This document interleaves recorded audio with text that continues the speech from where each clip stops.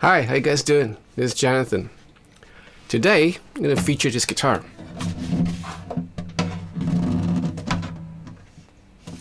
Pretty, eh? This is the Martin D15M Streetmaster.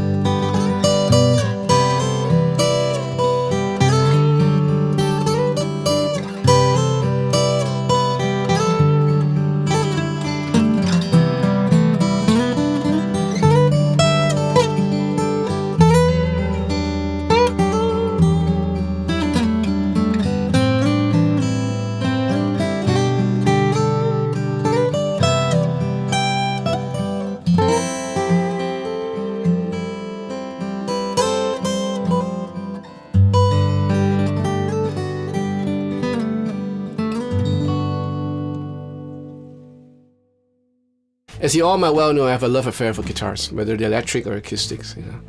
I used to write a whole lot. I still do, writing songs, and I always work with the acoustic guitar. Now there are a couple of songs that I worked on with a piano, but I can't really play the piano well, so I'm limited in a lot of ways. The acoustic guitar for me is a great tool for me to write songs. And I used to have this old guitar that I used to work with all the time, and it's now been passed on to my girls. So I'm stuck with some of the guitars that I have in the studio, and they're pretty good, But But I miss that comfortable feeling of a guitar in my hands, in my body, and knowing that it's going to sound really good. You know, I miss that.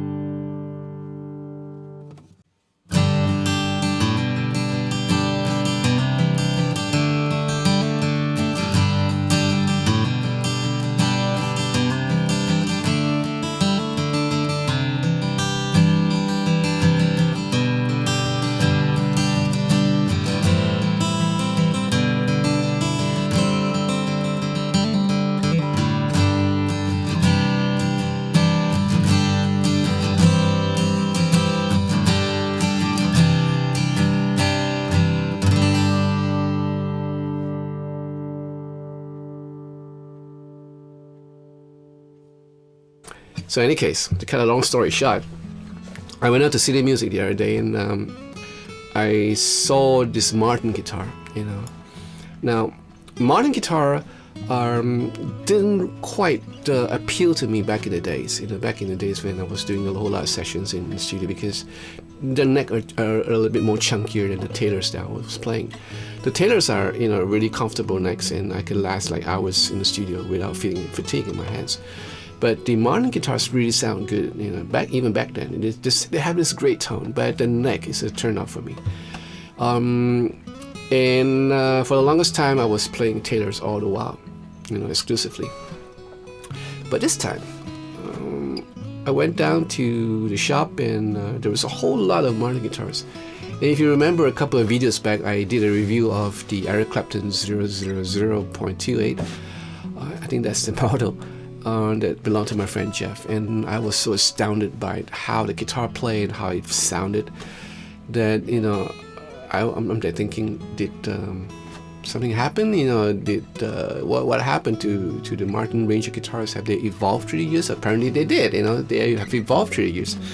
So when I saw his guitar, I picked it up. You know, it just you know, on the shelf, and I just saw it as like, you know, wow, I just want to play this, you know. So I took it off with the help of some of the guys in City Music, and set it up and play it, and I was blown away. You know, it was that good. You know, I really feel comfortable in playing this, and it sounded right for me. It has that low response, it has that high. You know, it's not so sharp or not so bright. It's not too overly bright. It's just nice. You know, just good, just nice enough to accompany my singing if I choose to sing.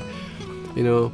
And I was sitting there and playing, and I just totally fell in love with it. So I was thinking of like getting this guitar home, taking this guitar home and do a review, but, you know, I was playing it at home, and I just thought, I have to have this guitar. So I bought this guitar.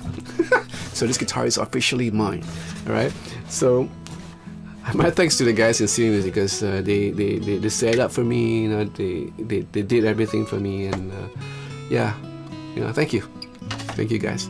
So this guitar is called the Streetmaster, and if some of you might know, Martin has a range of guitars.